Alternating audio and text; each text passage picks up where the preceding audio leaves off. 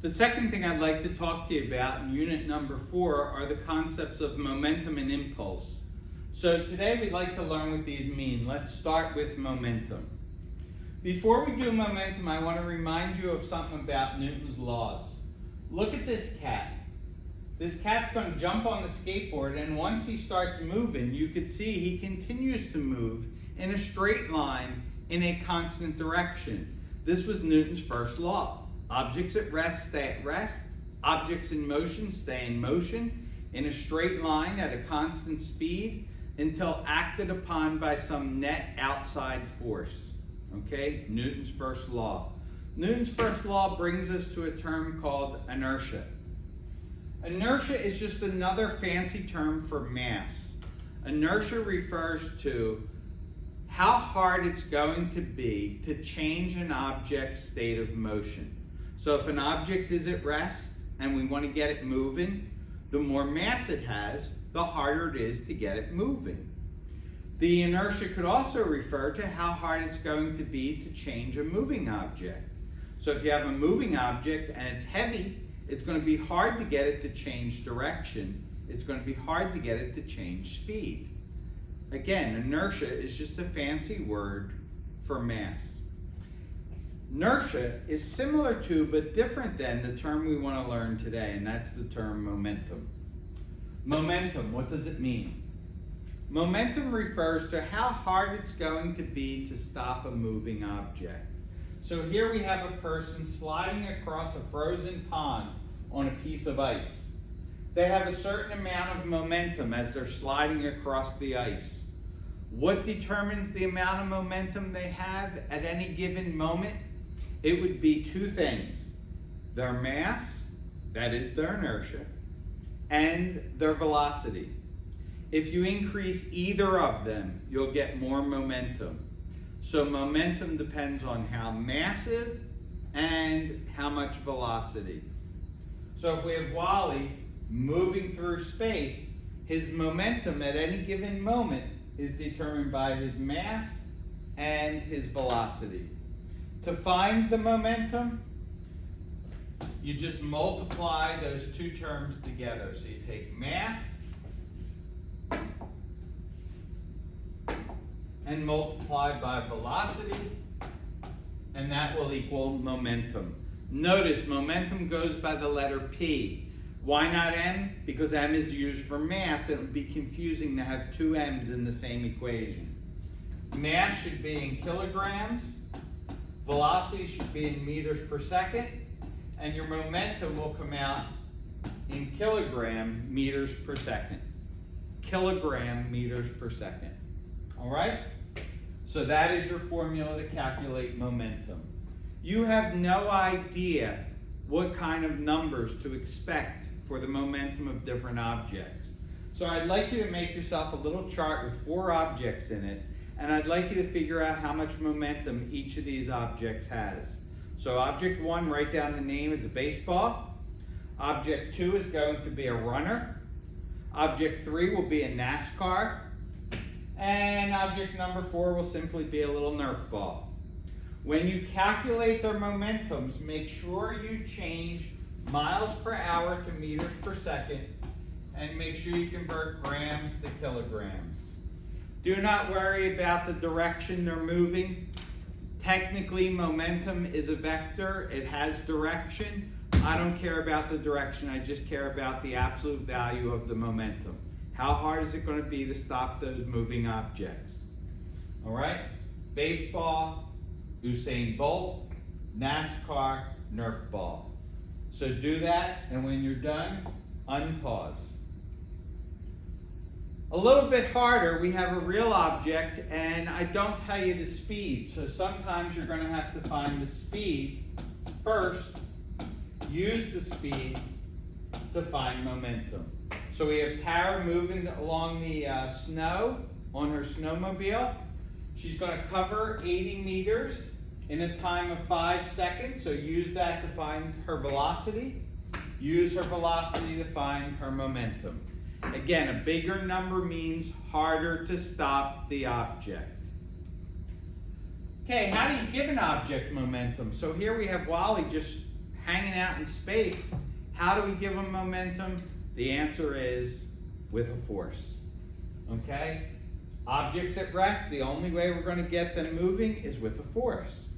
It turns out, if you take the force and multiply by the amount of time that the force is actually being applied, you will figure out the change in the momentum of the object. So one more time, take the force, multiply by the time that the force is acting, and that will tell you how much momentum the object will gain or lose. So in this case, the force is causing him to gain momentum, but if Wally was to spin around and shoot the fire extinguisher the other way, he would slow down and eventually stop. If he continued the fire, he would once again get momentum in the other direction. We don't care about that. I just want you to realize that this could be a gain of momentum or a loss in momentum, depending on the direction of the force.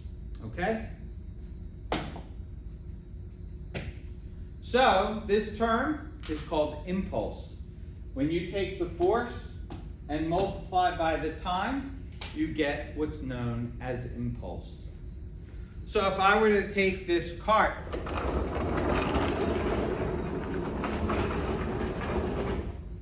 and I were to apply a force to this cart,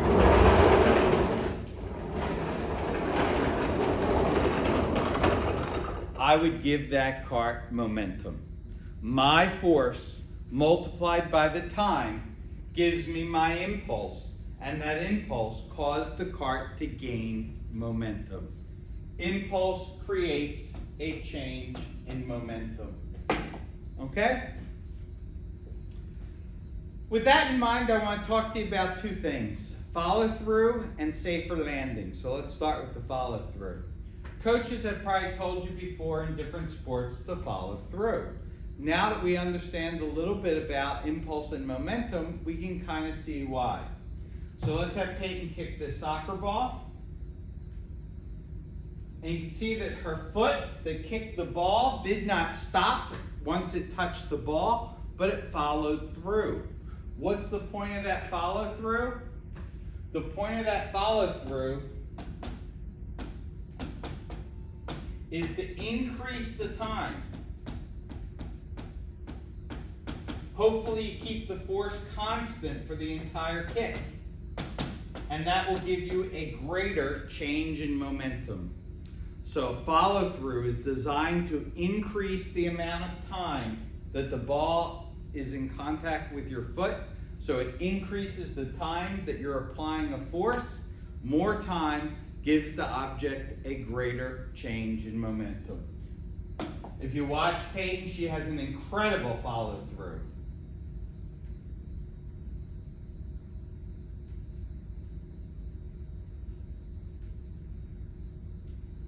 Again, not only does her foot follow through, but her whole body continues to move forward. She doesn't want to pull up short and stop applying the force before the ball leaves her foot. Realize you don't count the entire time she's moving. You only count the time where the ball is in contact with her foot. The longer she can be in contact with that ball, the greater the change in momentum is going to be. Again, assuming that the force remains constant. Okay, similarly but different, we can use this idea to have safer landings. So let's say we were to fall onto the ground. Or let's say we were to fall onto a trampoline. It would hurt a lot less when we land on the trampoline. Why is that? We're going to hit with the same speed regardless of if we hit the ground or the trampoline.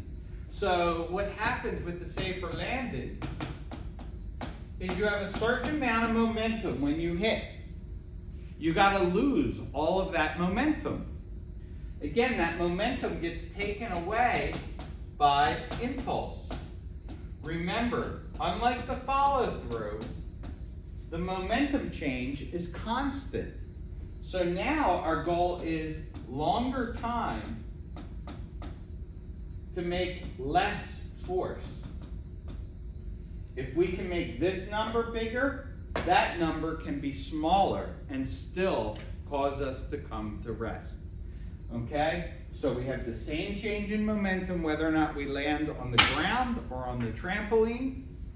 And by lengthening the time, instead of stopping all at once, instead you stop over amount of time, a longer amount of time, it makes the force less.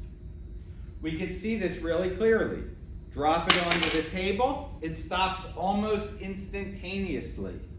Drop it onto the trampoline, and it stops gradually. You can see how the trampoline increases the amount of time it has to stop. More time, less force. A different angle of the same thing. You can see how the trampoline stretches. Here it goes again. And it makes more time, less force. We can use this to our advantage to prevent concussions. So here is a testing machine to test football helmets. We're going to have the person's head moving at a certain speed. We're going to collide it with something else, and we're going to bring the person's head to rest.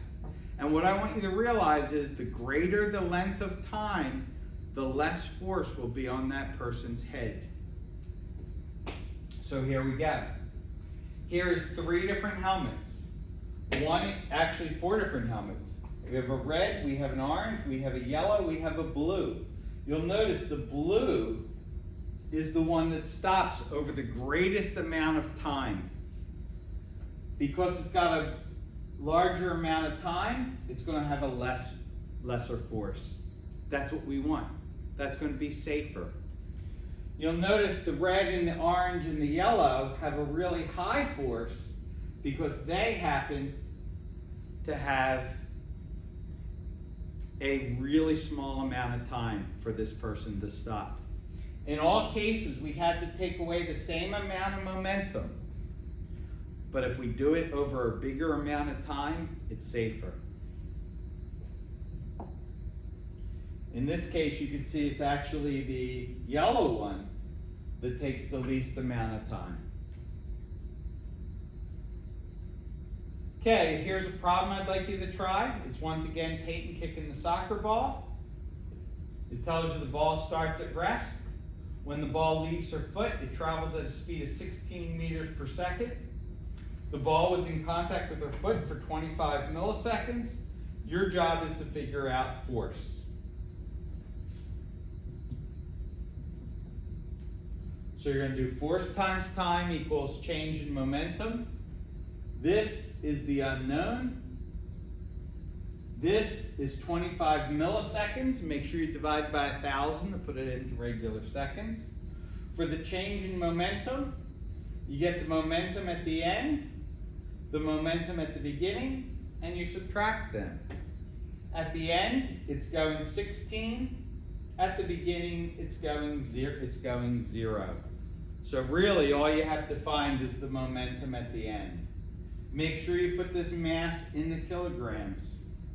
Okay, so these are our terms. Momentum, how hard it is to stop a moving object. Impulse is the amount of momentum change that we gave to an object by applying a force to it.